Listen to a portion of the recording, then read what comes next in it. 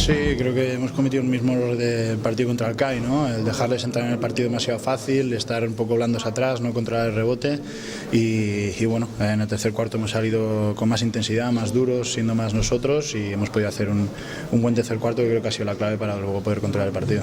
Sergio, repasando un poco, la de mañana creo que es la sexta final consecutiva de competición ACB entre el Madrid y el Barcelona. Bueno, creo que hemos demostrado ser los dos mejores, ¿no?, en esta Copa del Rey y seguro que va a ser un partido muy bonito, es un clásico, es un partido especial y vamos a intentar pues desde el primer segundo salir a morder y demostrarles que tenemos más ganas de ganar que de ellos.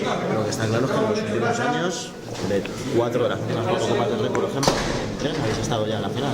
Sí, bueno, yo creo que en los últimos años se están haciendo las cosas muy bien, ¿no? El equipo está con confianza, desde que llegó a Pablo hemos estado en muchísimas finales, algo que años atrás pues no sucedía y creo que estamos en una buena dinámica y vamos a intentar mañana pues revalidar el título. Sergio, un juego tan pesado contra el Barça, pero algún punto débil que pueda tener el equipo de Xavi Pascual?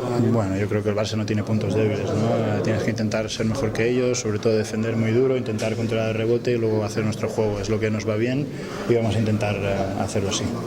Sí. Sergio, firmaste tirarte a la última, si volvía a darse esa situación, imagino una buena idea.